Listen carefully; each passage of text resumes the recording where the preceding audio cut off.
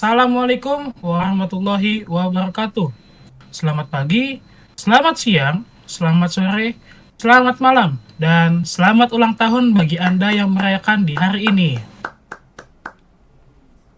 Sebelum sebelum memulai, saya berterima kasih sekali kepada Ibu Retno Pujiastuti selaku dosen pengampu mata kuliah perpajakan.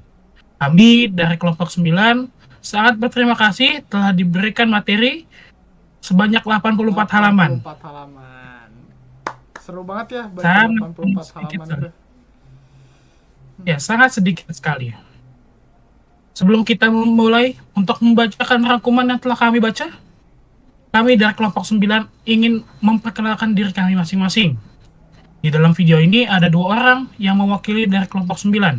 Saya sendiri Ahmad Fadlan Akila dan rekan saya adalah Arya Sakabudi Putra Wardana. serta ada 3 orang teman kami yang berhalangan hadir untuk membuat video ini. Namun, mereka bertiga tetap berkontribusi untuk membuat rangkuman tersebut. Yang pertama adalah Siska, yang kedua ada Gregory Dosando, yang ketiga ada Gabriela Christine Natalia. Baik. Nah, Yos, lo pernah nggak sih ngebaca putusan pengadilan pajak nomor PUT 014563 15/2021 PPMXA pada tahun 2024? Kayaknya gue pernah baca deh di Google, cuman gue nggak tahu lengkapnya gimana. Kalau lo tahu boleh jelasin nggak? Nah, jadi tuh awalnya itu eh, konfliknya itu antara PT Refinitiv Service Indonesia sebagai pemohon banding dan Direktorat Jenderal Pajak sebagai pihak terbanding terkait surat ketetapan pajak kurang bayar pajak penghasilan tahun pajak 2015. Iya. Nah, lu pasti belum tahu latar belakangnya kan? Belum sih, soalnya gue juga bacanya baru depan-depannya doang, gitu singkat-singkat aja. Nah, tapi gue disclaimer dulu nih, ini kita santai-santai aja ya, nggak perlu yang serius-serius banget, karena kan kita kan cuma ngebacain rangkuman doang. Iya, oke, Nah, santai aja. nah, ya paling gue mulai dari latar belakang dulu sih. Nah, latar belakangnya itu, gue udah bikin poin-poinnya sih, ada 3 poin. Sorry, ada 4 poin. Oh, Yang pertama oke. itu, si PT Refinitiv ini tuh menerima surat ketetapan pajak kurang bayar atau SKPKB. Nah, PPh Badan Tahun Pajak 2015 dari Kantor Pelayanan Pajak Penanaman Modal Asing 5. Iya. Nah, setelah si PT Refinitiv ini dapat surat itu, dia mengajukan keberatan atas SKPKB-nya ini tersebut dengan nomor surat RSI 93 JKT 2020 pada tanggal 1 Oktober. Nah, Iya. pas udah si PT Refinitiv ini mengajukan keberatan, Iya. si Direktorat Jenderal Pajak ini mengeluarkan keputusan lagi nih, keputusan nomor KEP 03409 KEB WPJ 07 2021 pada tanggal 24 September. Nah, Jadi ngajuin isi lagi. isi keputusannya ini tuh ya mengabulkan permintaan si PT Refinitiv. Tapi cuman sebagian doang, nggak sepenuhnya dikabulkan. Oke. Nah, otomatis si PT Refinitiv ini tuh kayak nggak setuju. Kenapa yang dikabulkan cuma setengah. Nah, PT Refinitiv ini tuh membuat keputusan lagi, membuat pengajuan banding lagi Pengajuan lagi. dengan Oke. nomor surat RSI 1912 JKT 2021 pada tanggal 17 Desember 2021. Oke. Itu latar belakang kenapa ada kasus ini nih. Oke. Terus Itu ya, Mas. lo tau nggak kalau pokok sengketa terus sama alasan bandingnya itu apa? Nah, kalau buat pokoknya itu yang pertama ya, ini itu ada 3 poin sih, ada 3 poin yang dikoreksi. Yang pertama tuh ada si dari PT Refinitiv ini tuh dikoreksi sama Direktoral Jenderal Pajak. Yang pertama atas biaya usaha lainnya sebesar 1.835.438.480. Iya. Si Direktorat Pajak ini melakukan koreksi positif atas biaya usaha lainnya dengan alasan kayak kurang penjelasan sama bukti yang memadai gitu loh. Jadi Iya. si Direktur Jenderal Pajak melakukan koreksi ini karena PT Refinitiv ini tuh nggak bisa ngasih penjelasan sama bukti yang konkret. Jadi kurangnya Tuh, bukti ya. Iya, iya.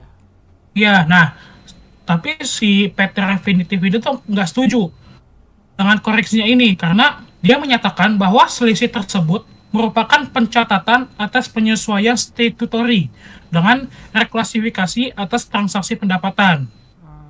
Iya, iya, Nah, itu iya. yang pertama. Yang kedua, koreksinya itu terhadap penghasilan dari luar usaha sebesar 13 miliar 991 juta 549.990 rupiah. Banyak ya. Banyak Penghasilan banget. dari luar usahanya banyak ya. Banyak banget itu. Nah,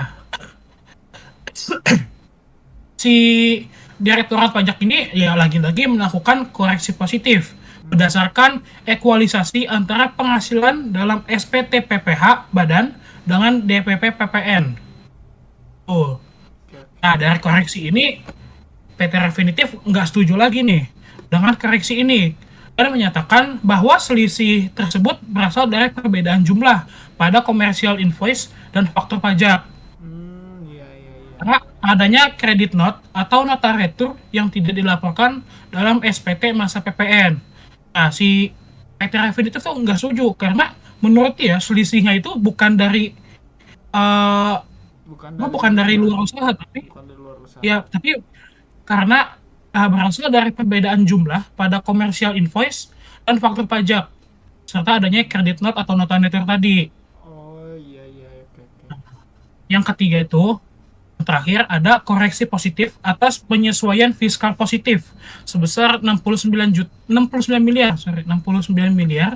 21 juta 227.546 rupiah. Hmm. Nah, si Direktorat Jenderal Pajak ini melakukan koreksi lagi dan lagi atas distribution fee dan trademark and license fee dengan alasan kewajaran transaksi terhadap pihak yang memiliki hubungan istimewa. Nah, si PT Refinitiv ini gak setuju lagi dong dengan koreksi ini. Dia tuh menyatakan bahwa Direktorat Jenderal Pajak ini nggak memiliki dasar hukum untuk menolak perusahaan pembanding yang dipilih oleh si PT Refinitiv ini. Iya, iya, iya. Nah, Oke, oke. menurut PT Refinitiv ini tuh si Direktorat Jenderal Pajak tidak melakukan tahapan-tahapan analisis kesebandingan dan tidak mengacu pada laporan keuangan. Tapi ini laporan keuangan si PT Refinitiv ini ya, yang sebagai tersegmentasi itu loh. Oh, iya, iya, iya. Oke, oke. Tuh. Nah, Nah, jadi terus pokok sengketanya itu ada tiga. hmm, Koreksi atas biaya usaha, iya. koreksi positif atas penghasilan dari luar usaha, Iya, sama oke. penyesuaian fiskal positif gitu. Gitu ya. Oke, oke. Terus tanggapan dari DJP-nya tuh apa? Kalau Nah, boleh tahu. dari tanggapan tanggapan dari DJP-nya itu ada tiga juga. Ada tiga juga. Ini tuh ada di dalam surat uraian banding nomor SUB 247 PPJ 07 2022 pada tanggal 3 Februari ya. Iya, iya. Nah, isinya itu ya mungkin si DJB-nya itu DJP-nya itu kayak mempertahankan koreksinya. Oh, Tapi dipertahankan ada gitu ya. alasannya ya, ada alasannya. Ya, Apa tapi tuh? ada alasannya. Nah, ini kebetulan alasannya ya. Kita mulai dari yang pertama dulu deh, yang koreksi atas biaya biaya usaha lainnya. Si Hmm, DJP ini atau Direktorat Jenderal Pajak menyatakan bahwa si PT Refinitiv ini tuh nggak dapat memberikan penjelasan atau bukti yang kuat lagi terkait net off dengan akun AC75600027 dan jurnal penyesuaian statutory. oke, Nah, oke. berarti itu alasan si kenapa DJP-nya ini tetap mempertahankan koreksinya karena PT Masalah net Refinitivnya itu itu nggak ya. ya kurang bukti, kurang penjelasan gitu loh Oke, untuk oke, oke. memperkuat untuk menolak koreksinya ini dari DJP. Iya, iya. Nah, yang kedua, kita bahas yang koreksi positif atas penghasilan dari usaha luar atau luar usaha. DJP ini menyatakan selisih tersebut tuh berasal dari credit note unreport, difference tax rate, provision for AR, dan unidentified yang belum dilaporkan oleh pemohon banding.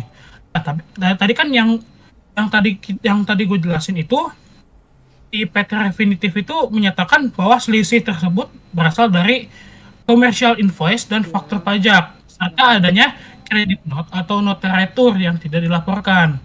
Nah, Ah, tapi iya, iya. JP-nya ini bilang bukan dari situ, Bukan tapi dari berasal situ. dari credit note unreport, difference tax rate, provision for AR, dan unidentified yang belum dilaporkan oleh si Ah, PT Refinitiv oke, oke, ini. oke, oke. Tuh. Terus yang terakhir Nah, itu? kalau yang terakhir itu koreksi positif atas penyesuaian fiskal positif. Ah, oke. JPI menyatakan bahwa selisih tersebut berasal, sorry, sorry, astagfirullah, salah baca, maaf ya. Salah ya? Iya ya. Nah, si koreksi positif atas penyesuaian fiskal positif ini tuh, DJP menyatakan bahwa si PT Refinitiv ini melakukan transaksi dengan pihak yang mempunyai hubungan istimewa, atau ya bisa dibilang main belakang lah, Ah, iya, iya, iya, iya. itu. Nah, tapi dan tidak dapat membuktikan kewajaran transaksi terkait distribution fee dan trademark and license. Nah, Hmm, jadi maksudnya itu si DJP ini kayak menyatakan PT Refinitiv tuh kayak main belakang. Kalau dia tuh melakukan transaksi dengan entah PT lain atau perusahaan lain, tapi hmm. yang tidak dilaporkan dalam laporan keuangan. Oh, Dan si begitu. Refinitiv ini juga nggak bisa membuktikan kewajaran transaksi terkait distribution fee-nya dan trademark and license fee-nya gitu. Ah, gitu. Oke, oke, oke. Nah, gue juga kan tadi habis baca nih ya. Jadi kayak lu tahu Ah, nggak sih pendapatan pengadilan pajak gitu? Udah baca belum? tadi ya mungkin gue belum selesai baca sih, gue cuma baca-baca awal-awalnya doang. Nah, kan Oke, gue gue udah langsung baca ngabarin lo kan, juga. Iya, iya. bikin video ini. Nah, tadi gue udah baca juga nih, udah dah, udah gue catet sama juga. Jadi dia memiliki 3 poin juga nih. Gue udah bikin 3 poin ya dari pendapat pengadilan ini. Hmm. Jadi pengadilan pajak nih setelah mempertimbangkan alat dan bukti keterangan para pihak, ya kan mereka berpendapat kayak gini. Yang pertama itu koreksi positif biaya usaha. Nah, di pengadilan Hmm. pajak berpendapat bahwa koreksi yang dilakukan oleh terbanding atas biaya usaha sebesar 1.835.438.480 rupiah tidak memiliki dasar yang kuat dan tidak dipertahankan. Tuh, jadi tidak dapat dipertahankan Ah, karena iya, iya. alasannya tadi, alasan dan buktinya masih kurang. Dia nggak bisa Ah, diapa-apain. Tuh, oke. Nah, lalu yang kedua ini adalah koreksi positif penghasilan dari luar usaha. Di pengadilan hmm. pajak berpendapat bahwa koreksi yang dilakukan oleh terbanding atau atau DJP atas penghasilan dari luar usaha sebesar 13.991.549.990 rupiah sudah benar dan dipertahankan. Jadi koreksi positif penghasilan dari Oh, luar ini udah benar, udah aman jadi ya. Ya, jadi ah. udah dipertahankan, bisa dipertahankan sama PT Refinitivnya. Lalu yang terakhir yaitu adalah koreksi positif penyesuaian fiskal positif. Jadi pengadilan pajak berpendapat bahwa koreksi yang dilakukan oleh DJP atas distribution fee sebesar 46 miliar 649.544.546 rupiah tidak memiliki dasar yang kuat dan tidak dapat dipertahankan. Sekali lagi, distribution fee ini tidak memiliki bukti yang kuat dan alasan yang cukup supaya bisa dipertahankan. Ah. Jadinya tidak bisa dipertahankan itu ya. Lalu Nah, tapi kalau buat yang trademark and license fee-nya itu gimana? nah ini mau gue jelasin juga nih. Jadi pengadilan pajak berpendapat bahwa koreksi yang dilakukan oleh terbanding atas trademark and license fee sebesar 22 miliar 371.683.000 sudah benar dan dipertahankan. Jadi sudah Oh, benar berarti dari yang bukti dan yang alasannya gitu. berarti yang nggak dipertahankan itu cuma distribution fee-nya doang, tapi buat Betul. trademark and license fee-nya itu dipertahankan dan sudah benar gitu. Iya, betul. Nah, lalu di sini Oh, nah, setelah kabar, gue nanya dulu deh. apa nih?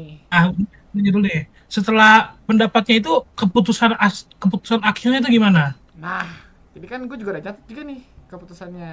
Putusan pengadilan pajak itu gue udah bikin, yaitu memiliki 2 poin. Jadi keputusan pajak ya. Hmm. Nah, jadi pengadilan pajak mengabulkan sebagian banding PT Refinitiv ya, dan memutuskan membatalkan koreksi terbanding atas biaya usaha dan distribution fee. Nah, lalu satu lagi mempertahankan koreksi terbanding mempertahankan koreksi DJP atas penghasilan dari luar usaha dan trademark and license fee gitu. Oh, ya, jadi ada dua yang dibatalkan, ada dua yang dipertahankan gitu. Betul, makanya dia sebagian aja, nggak sepenuhnya gitu. Nah, kan ini kita udah baca semua kan, udah ngerti, udah lumayan ngerti. Jadi kalau misalkan gue simpulin, putusan pengadilan pajak ini menunjukkan bahwa dalam sengketa pajak, pembuktian menjadi faktor yang penting. Nih, bukti itu penting banget jadi ya, nggak boleh lupa gitu kan. Jadi pemohon banding harus dapat memberikan bukti-bukti yang meyakinkan pengadilan pajak bahwa koreksi yang dilakukan terbanding tidak benar. Terus pengadilan pajak juga menekankan pentingnya dasar hukum dan ketentuan peraturan perundang-undangan dalam menentukan kewajaran transaksi. Itu. Jadi ya intinya bahwa pembuktian menjadi faktor yang penting lah, Betul, intinya kayak gitu. betul. Kalau ada pembuktian yang kuat, permohonan lo bakal dikabulkan. Kalau enggak ya bakal ditolak gitu ya. Ya sesuai lah pasti kan, benar itu ya. Oh, berarti sebenarnya intinya gampang banget ya. Walaupun kita baca 84 halaman yang sedikit itu, sedikit. ya Sebenarnya seru aja kita baca 84 halaman. iya seru ya. Kayak kasus-kasus begini ya, 84 halaman doang lah ya, ilah. Kecil tuh, nggak akan nyampe 5 menit juga beres. Iya. Kacau. Oh ya udah sih paling ya yang paling mau gue kabarin sih itu doang sih yang tadi gue sempat baca setengah terus makanya gue langsung ngabarin lo kan, lo bisa gak bikin video nih buat ngebahas PT Refinitiv sama DJP ini. Iya, makanya pas lo tanya ke gue juga, gue langsung baca-baca tuh, walaupun nggak semuanya juga.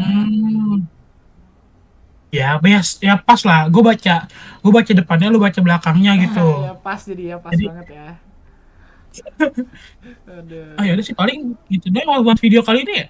Iya itu doang sih, nggak terlalu panjang lah, ini cukup. Berarti gitu doang guys buat pembahasan kita kali ini. Kita tuh tadi udah ngebahas perselisihan antara PT Refinitiv dan DJP. Yang tadi kita udah jelasin mulai dari latar belakang, pokok sengketa dan alasan banding, terus ada tanggapan terbanding, lalu ada pendapat pengadilan pajak. Lanjutin. Yang keempat tadi apa? Yang keempat tadi itu kan benar. Tadi udah disebutin pendapat pengadilan pajak, terus putusan pengadilan pajak, dan yang terakhir kesimpulannya. Kesimpulan dari kita berdua ya. Iya dong. Oh ya udah. Oke guys, paling itu doang sih yang bisa kita sampaikan buat video kali ini. Ya kurang lebihnya mohon maaf. Ya, maaf ya, kita kan bikin video ini juga santai-santai aja, nggak serius-serius banget ya. Kita juga masih manusia, bukan nabi. Ya, jadi maklumin kalau ada salah. Ya, terima kasih atas perhatian kalian semua. Tergantung kalian nontonnya kapan. Ya, bye bye. Bye bye. Bye bye.